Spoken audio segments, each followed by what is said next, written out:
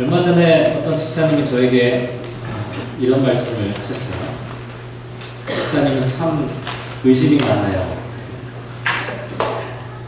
저에게 하는 얘기인데요. 제가 처음에 그 이야기를 듣고 조금 당황을 했어요. 왜냐하면 보통 목사에게 의심이 많다는 얘기 많이 안 하잖아요. 믿음이 좋다고 얘기해도 될까 말까 한데 의심이 많다고 하니까 제가 좀 표정 관리가 잘 안 되는데, 근데 그 다음에 이야기를 들어보니까 좀 뭐 좋은 것 같긴 해요. 그 다음에 또 뭐라고 얘기를 하셨냐면, 그렇게 의심이 많은 분이 믿으니까 뭔가 있지 않겠냐. 제가 그 얘기를 듣고 이걸 좋아해야 될지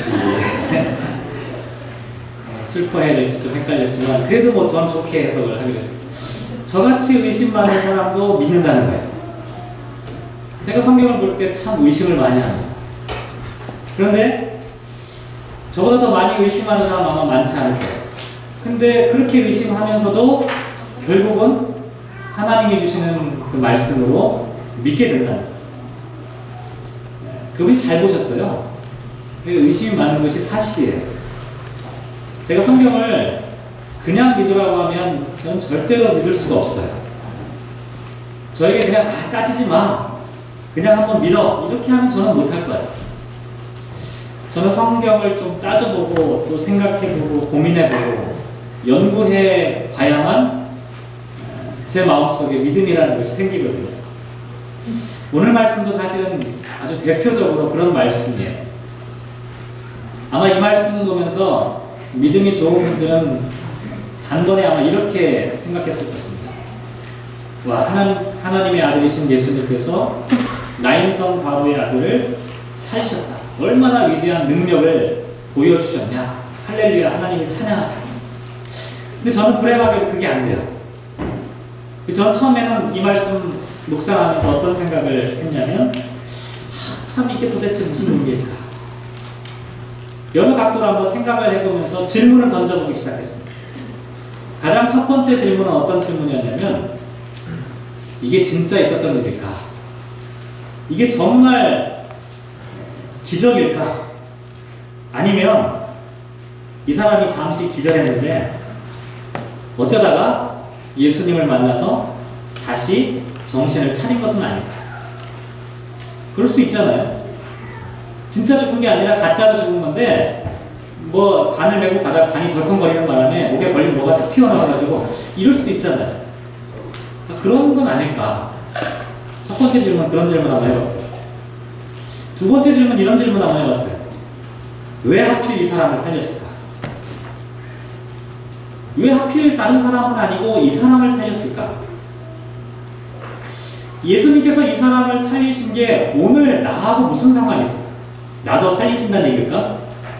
아니면 예수님께서 이렇게 사람을 살리시니까 예수님을 믿는 우리도 죽은 사람을 살려야 된다는 얘기일까? 그런 질문 한번 해봤어요. 여러분 안 해보시나요? 저는 뭐 그런 질문, 한 두 번째 질문, 그런 질문 해봤고요. 세 번째 질문은 어떤 질문 해봤냐면, 예수님께서 살리신 이 사람은 나중에 어떻게 됐을까요? 살았을까요? 죽었을까요? 지금까지 살았다는 얘기 없잖아요. 그러니까 분명히 나중에 죽었을 거라고 해요. 다시 말씀드리면, 예수님께서 이 사람을 영원히 살린 게 아니라 잠시 동안만 살린 거잖아요. 일정한 시간 동안만 생명을 연장시켜 주신 것 뿐인데, 그렇게 하신 이유가 과연 무엇 때문일까? 내가 이 말씀 묵상하면서 한 주간 동안에 제가 계속 질문을 한번 생각해보고 질문을 던져보고, 그래서 제가 이 질문에 대한 대답을 찾지 못하면 설교를 안 하려고 했는데, 다행스럽게도 이 질문에 대한 대답들을 하나씩 하나씩 찾아나가게 되었어요. 가장 첫 번째 질문이 뭐였죠? 이 사람이 혹시 죽었다가 살아난 것이 아니라 잠시 기절했다가 다시 정신을 차린 것은 아닐까? 이런 질문 제가 한번 해봤어요. 실제로 신학자들 가운데 이런 질문을 하신 분들도 있어요. 이건 진짜 죽었던 사람 살린 게 아니라, 예수님의 기적을 믿지 않는 사람들 가운데는 이와 같은 사건들을 받아들이지 않는 그런 사람들이 있어요. 근데 제가 이와 같은 입장으로 한번 생각을 쭉 해봤어요. 도대체 이 사람을 살리신 사건이 정말 맞는 것일까? 그렇게 하기 위해서는 이 사건에 나와 있는 이 정황들을 다시 한번 좀 생각해 볼 필요가 있는데요.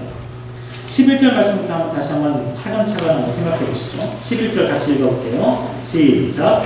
그 후에 예수께서 나인이라는 성으로 가실새 제자와 많은 무리가 동행하더니. 사건이 일어날 때 지금 어떻게 되고 있습니까? 예수님께서 어디로 가고 계시죠? 나인이라고 하는 성을 향해 걸어가고 계셨다. 누구와 함께요? 제자들과 함께 지금 그 성을 향해 가고 계셨다. 여기 나와 있는 이 나인이라고 하는 성은요, 나사렛에서 가까운 한 10여 킬로 정도 떨어져 있는 그와 같은 지역에 있는 아주 작은 그런 마을이라고 알려져 있는데, 예수님께서 왜 여기로 가셨을까? 여기 가서 어떤 일이 지금 벌어지게 될까? 12절 말씀에 보면 예수님이 맞닥뜨리는 어떤 사건이 나오죠. 12절 읽어볼게요. 시작. 성문에 가까이 이르실 때에 사람들이 한 죽은 자를 메고 나오니 이는 한 어머니의 독자요 그의 어머니는 과부라. 그 성에 많은 사람도 그와 함께 나오거늘. 머릿속에 한번 생각해 보세요. 예수님의 일행은 지금 나인이라고 하는 성을 향해서 걸어가고 있었고, 나인이라고 하는 성에서는 사람들이 나오고 있었다. 이렇게 되어 있는 거예요. 그런데 나인이라고 하는 성에서 나오고 있는 사람들은 어떤 사람들이에요?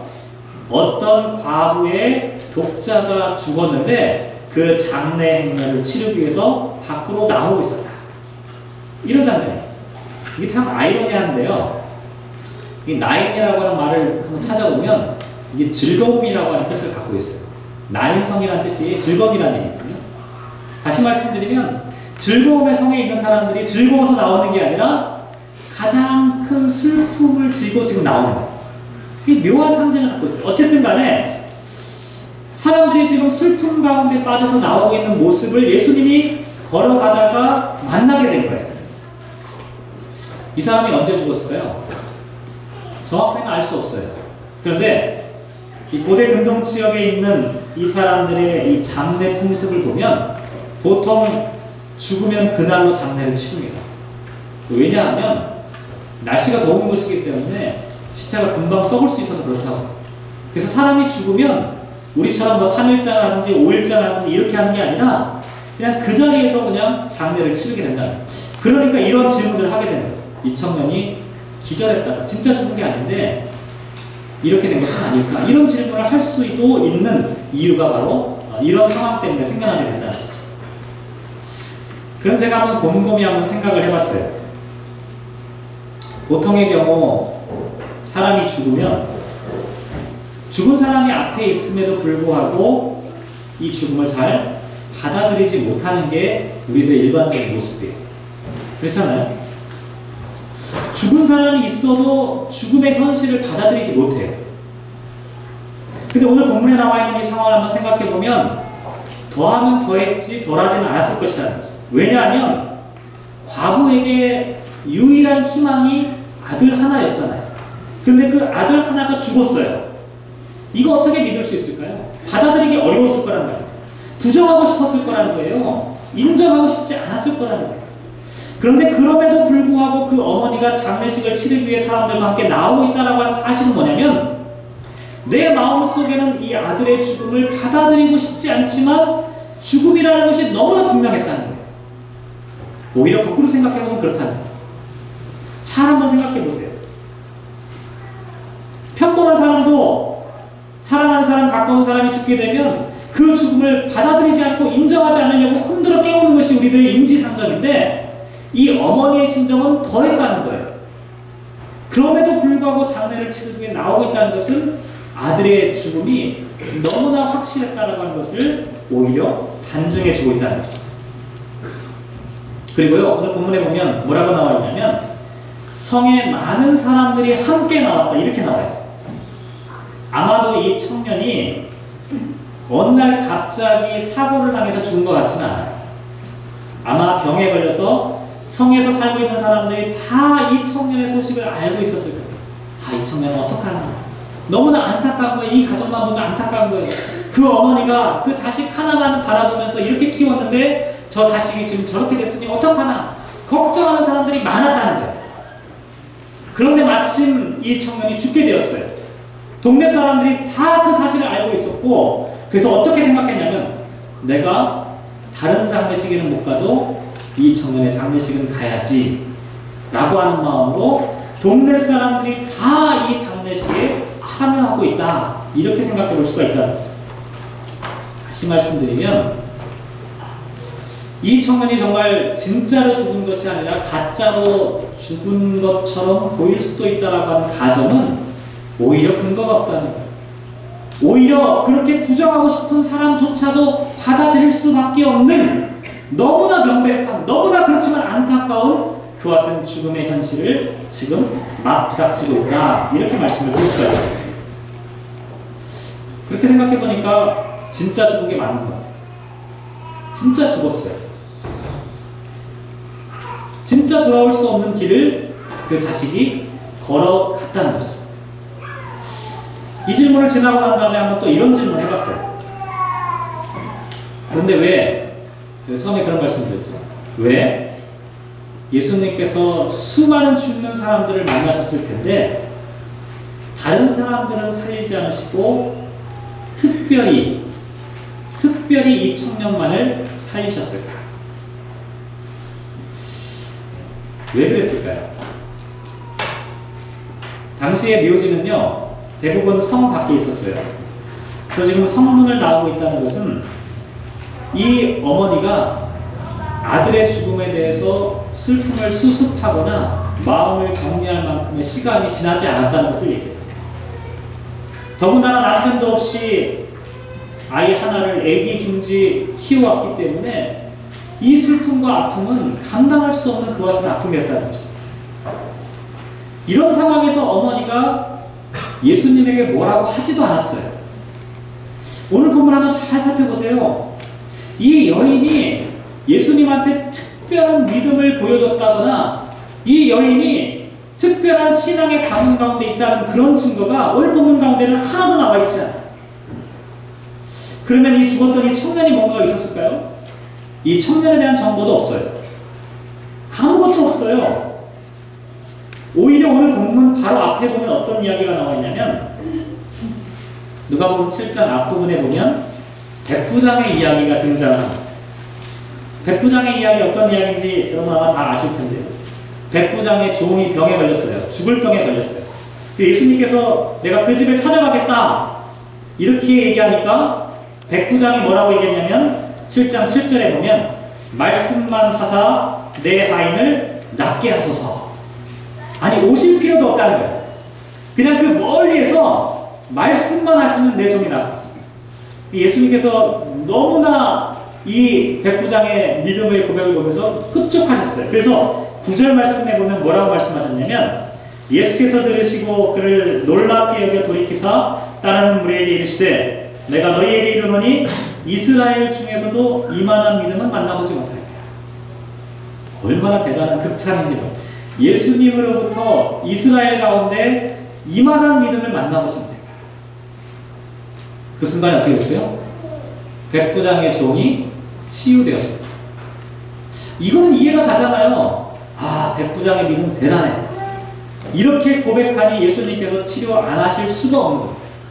그런데 그 이야기와 비교해 볼 때 오늘 이야기는 이 여인이 아무런 고백도 없었고 그저 오늘 본문의 이야기를 보면 뭐예요? 슬퍼하고만 있었어요. 울고만 있었어요. 그런데 왜 이 청년을 예수님은 특별히 살리셨냐라고 하는 질문. 예수님께서 만약에 모든 사람을 다 살리셨다고 하면 이해가 돼요. 그런데 모든 사람을 살리지 않았어요. 특별히 이 청년을 살리셨다. 오늘 본문에서 이 청년을 살린 그 이유로 우리가 추정해 볼 수 있는 유일한 단서가 13절에 나와 있는데, 13절 한번 같이 읽어보시죠. 13절 시작. 주께서 바울을 보시고 불쌍히 여기사 울지 말라 하시고. 유일한 단서가 이거예요. 주께서 보시고 불쌍히 여기셨다. 여기 나와 있는 이 불쌍히 여긴다라고 하는 이 말은 뭐냐면 이 창자가 끊어진다. 이 창자가 끊어지는 슬픔을 느끼셨다. 이렇게 설명할 수가 있어요. 영어 성경도 보면 His heart went out 이렇게 나와 있어요. 극심한 고통, 극심한 슬픔을 이 여인을 보는 순간 예수님께서도 같이 느끼셨다. 그러면서 뭐라고 말씀하셨어요? 울지 말라. 이렇게 말씀하셨다. 잘 한번 생각해 보시기 바랍니다. 예수님께서 이 장례 행렬을 통해서 느끼신 것, 보신 것은 이 여인의 믿음도 아니었고 이 여인의 고백도 아니었습니다. 그저 울고 있는 여인의 눈물만을 보셨다. 그때 예수님께서 창자가 뒤틀리는, 창자가 끊어지는 듯한 그 아픔과 슬픔을 느끼고 계셨다라고 하는 것을 말씀하고 있다. 다른 성경 말씀을 찾아보면요, 다른 데서는 다 믿음의 고백들이 중요한 것 같아요. 근데 여기서는 그런 것 없이 오직 예수님의 마음이 중요한 치유의 동기와 원인이다라고 하는 것을 말씀해주고 있다. 저는 개인적으로 이런 말씀 좋아해요. 왜냐하면 서두에도 말씀드렸지만 제가 의심이 많기 때문에 저는 그런 믿음의 고백, 백부장과 같은 그런 믿음의 고백을 할 자신이 사실 없어요. 위대한 믿음을 고백할 만한 그런 능력이 제게는 없다는 사실을 제가 잘 알고 있어요. 그런데 중요한 건 뭐냐면 예수님께 그렇게 믿음의 고백, 위대한 고백을 한 사람들만을 하나님께서 구원의 대상으로 삼으신 것이 아니라 오히려 하나님께서는 아무런 반응도 하지 못하는 오히려 비참한 상황 가운데 있는 그 여인을 그저 불쌍히 여기신다라고 하는 말씀을 우리에게 하고 있다. 저는 이 말씀이 참 좋더라고요. 저와 여러분이 하나님 앞에 뭐 대단한 거 할 수 있을까요? 대단한 능력을 표현할 수가 있을까요? 위대한 믿음을 고백할 수 있는 사람이 얼마나 많이 있을까요? 만약에 그렇게 하지 못한다면 우리는 하나님 앞에 버림받거나 하나님이 우리를 구원하실 수 없는 그와 같은 사람이 되고 말까요? 그렇지 않다는 거예요. 하나님은 우리의 상황을 보신다는 거예요. 저와 여러분이 처해 있는 연약한 상태 그대를 바라보시면서 오히려 주님의 마음이 창자가 끊어지는 것 같은 그 아픔을 우리 주님이 느끼신다라고 말씀합니다. 그런 말씀을 곰곰이 생각해 보면서 예수님께서 그럼에도 불구하고 왜 이 청년만을 살려주셨을까? 라고 하는 질문을 계속해 봤습니다. 왜 이 청년만을 살리셨을까? 그럼 오늘 나에게 이것은 어떤 의미가 있을까? 나보고 어떡하라는 얘기일까? 예수님의 그 동정을 유발하기 위해서 내가 좀 이렇게 어려운 일을 당해야 하는 것일까? 아니면 어떤 죽음의 순간에 내가 직면하게 될 때 나도 주님께서 나를 구원해 주실 수 있다라고 하는 믿음을 갖고 주님께 끝까지 매달리라는 얘기일까? 아니면 제가 서두에 그런 말씀드렸던 것처럼 주님께서 죽은 자를 살리신 것처럼 나도 죽어가는 사람을 살려야 되는데 내가 믿음이 없어서 그렇게 하지 못하는 것은 아닐까? 어떻게 해야 내가 이 말씀을 묵상하고 이 말씀을 나에게 의미 있는 말씀으로 내가 받아들일 것인가? 이런 고민을 해보게 되었어요. 그런데 이런 생각이 들더라고요. 죽음에 직면하게 되었을 때 하나님 나를 끝까지 살려주십시오라고 발버둥치는 것이 옳을까? 아니면 하나님께서 허락하신 그 생애와 삶이 끝나는 것을 겸손하게 인정하면서 그 죽음을 받아들이는 것이 더 믿음의 모습입니다. 제가 곰곰이 생각해보면 아직 뭐 저한테 그런 어떤 위기가 닥쳐오지 않았기 때문에 그런지 모르겠지만 저는 그런 생각이 들더라고요. 죽음을 인정하고 받아들이는 것이 더 성숙한 모습이 아닐까. 죽음을 두려워하면서 막 때를 쓰듯이 나를 살려달라고 한 번만 살려달라고 하는 것보다는 죽음을 인정하고 또 죽음이라고 하는 현실을 통해 하나님의 미래를 바라보는 것이 더 건강한 믿음이 아닐까 이런 생각이 들어요. 이 말씀의 의미와 내가 지금 직면하고 있는 현실과 어떻게 연결시킬까를 고민할 수밖에 없어요. 그렇다고 제가 죽은 사람을 살릴 수 있는 능력이 없다는 사실은 또 너무나 분명한 사실. 그러면 이 말씀이 오늘 저와 여러분에게는 어떤 의미가 있을까? 어떤 의미가 있을까요? 나인성 과부의 아들을 살리신 이 이야기가 여러분에게 어떤 의미가 있습니까? 어떻게 하라는 말씀일까요? 이 말씀을 묵상하며 돌아가시면서 여러분은 어떤 결단을 하시겠습니까? 만약에 우리가 주님 앞에 죽음의 순간에도 끝까지 목숨을 살려달라고 구걸해야 된다면 그런 결단을 하고 돌아가시겠습니까? 아니면 이 말씀 듣고 그래 주님이 주시는 능력으로 이제 내가 죽은 자도 살릴 수 있어. 이제 죽어가는 사람 내가 살려야지. 이러면서 병원으로 가시겠습니까? 이 말씀을 묵상하는데 딜레마가 오더라고요. 어떻게 하는 것이 이 말씀을 제대로 묵상하는 것일까?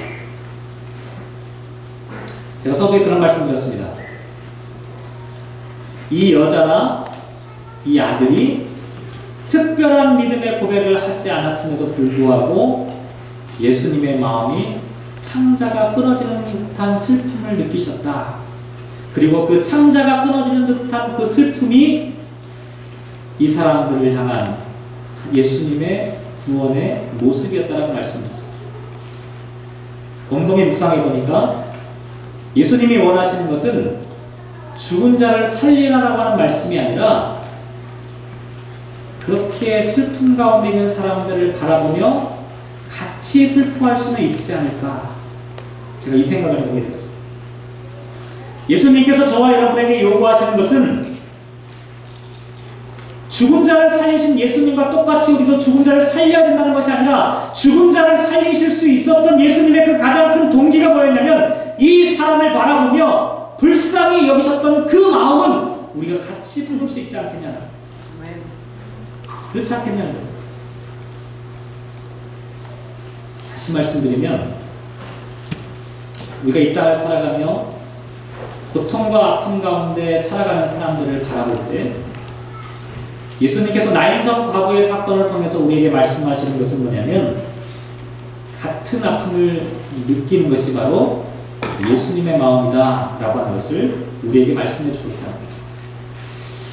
요즘 새벽에 예레미야 말씀을 묵상을 하고 있는데요. 토요일날 새벽에 묵상했던 말씀이 예레미야 8장 1절에 나와 있는데 거기 보면 아주 살벌한 말씀이 나와요.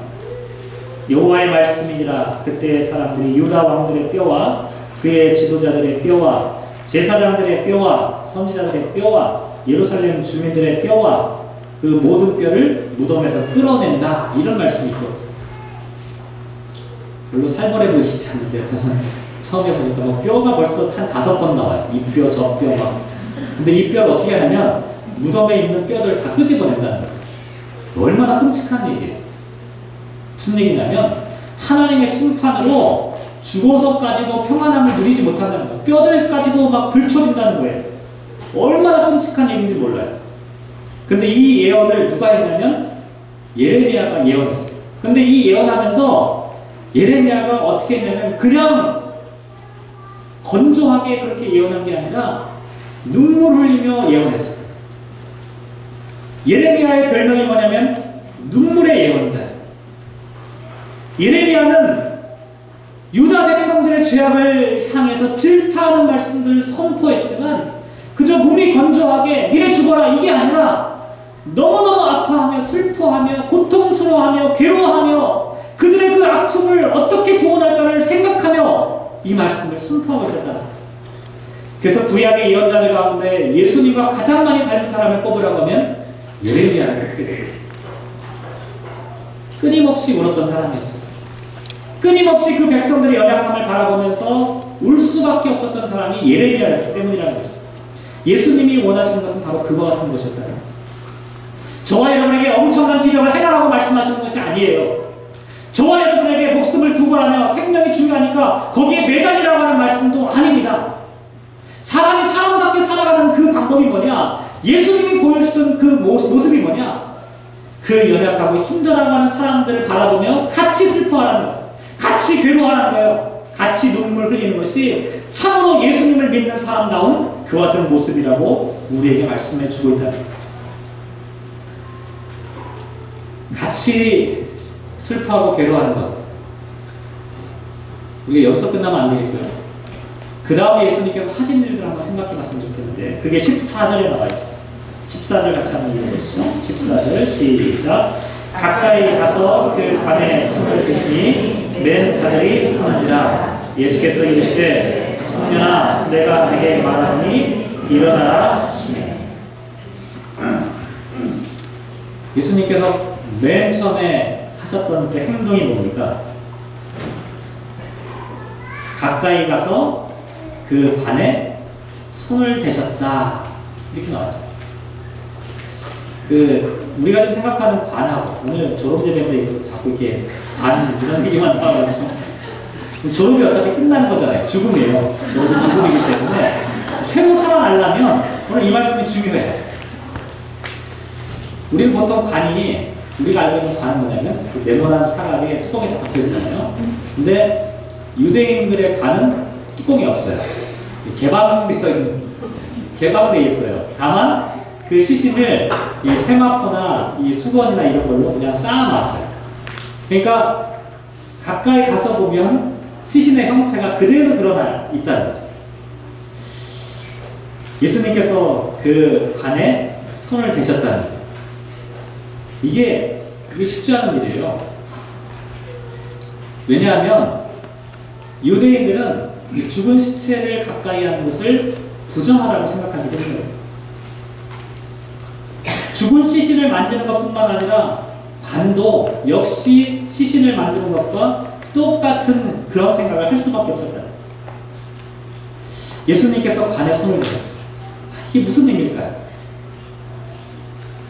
다시 한번 이 말씀을 머릿속에 한번 상상해봐요. 한쪽에서는 예수님의 행렬이 올라오고 있고요. 한쪽에서는 장례 행렬이 내려오고 있어요. 예수님의 행렬은 어떤 행렬입니까? 생명을 구원하는 생명의 행렬이에요.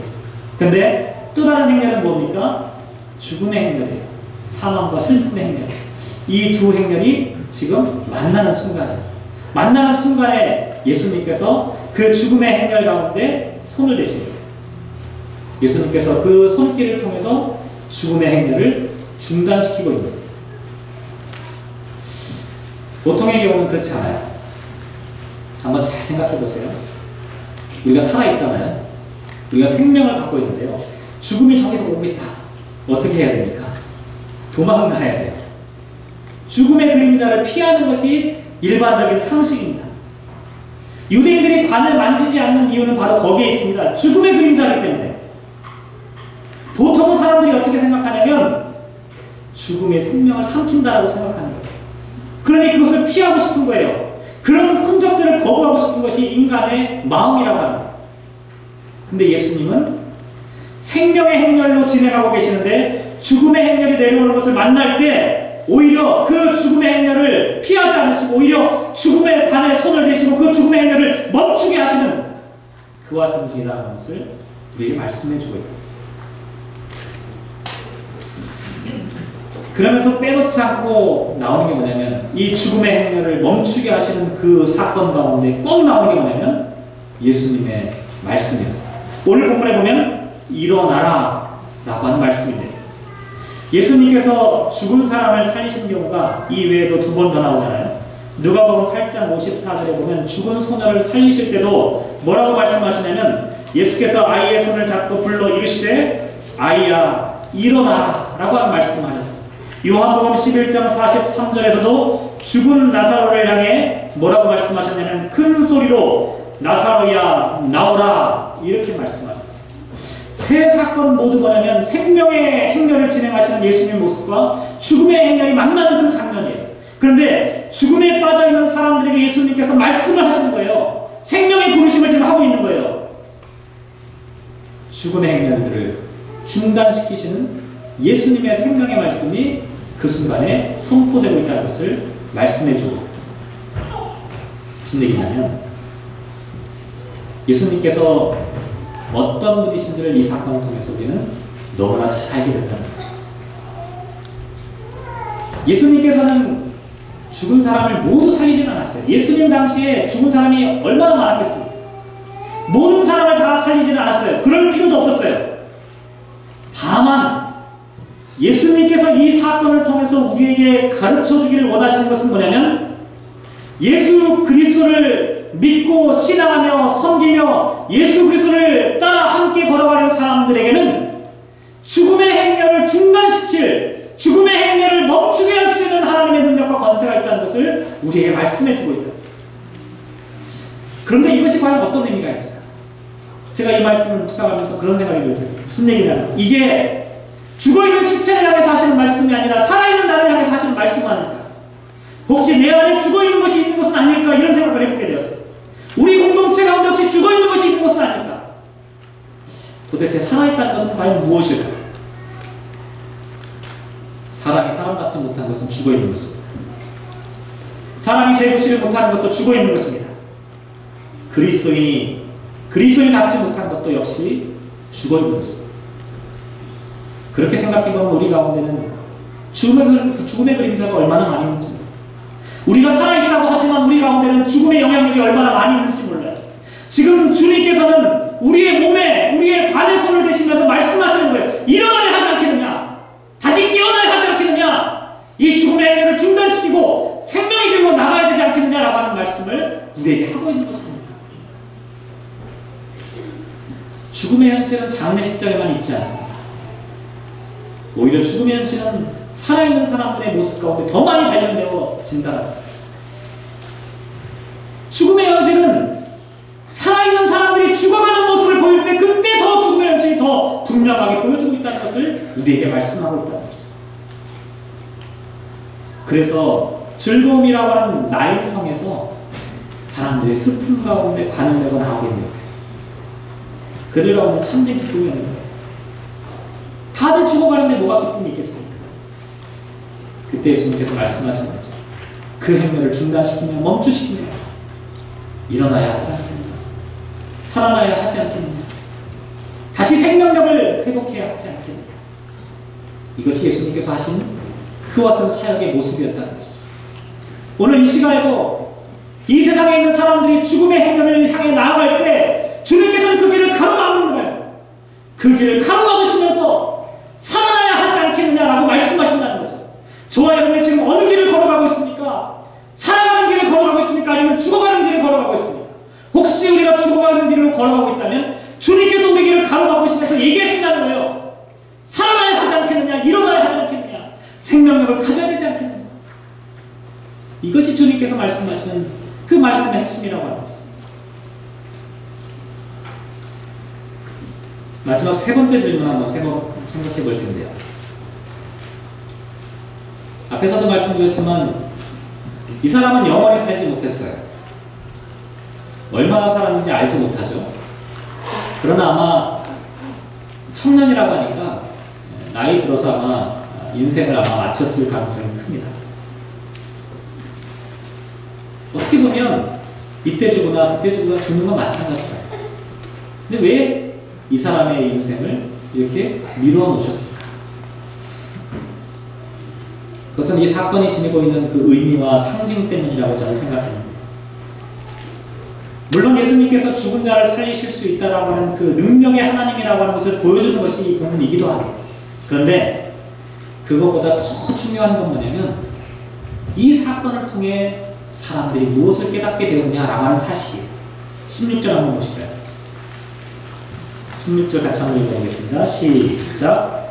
모든 사람이 두려워하며 하나님께 영광을 돌려 이르되 큰 선지자가 우리 가운데 일어나셨다 하고 또 하나님께서 자기 백성을 돌보셨다 하더라. 사람들이 지금 뭐라고 했냐면 크게 두 가지를 외쳤어요. 첫 번째는 뭐예요? 첫 번째는 큰 선지자가 우리 가운데 일어나셨다. 두 번째는 하나님께서 자기 백성을 돌보셨다. 첫 번째, 사람들이 왜 예수님의 이 모습을 바라보며 큰 선지자가 우리에게 나타났다라고 대답했을까요? 왜 그러냐면 열왕기상 17장에 나와 있는 이 엘리야가 이 사밧 과부의 죽은 아들을 살리는 이 사건과 오늘 본문에 나와 있는 사건이 너무나 닮아 있기 때문에 그래요.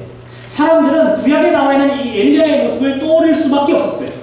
왜냐하면 사밧 과부의 아들도 역시 오늘 본문에 나와 있는 이 과부의 아들이 죽은 것과 똑같은 상황이에요. 성에 들어가고 있던 엘리야가 이 과부를 만난 것과 성에 들어가고 있던 예수님이 이 장례 행렬을 만난 것도 똑같이 되어 있어요. 그리고 본문에 보면 열왕기상 17장 23절에 보면 엘리야가 뭐라고 얘기하냐면 보라 내 아들이 살아났다 이러면서 그 어머니에게 주었다 이렇게 나와 있어요. 근데 오늘 본문에도 보면 7장 15절에 보면 죽었던 자가 일어나 앉고 말도 하거늘 예수께서 그를 어머니에게 주셨다라고 하는 표현이 똑같이 되어 있습니다.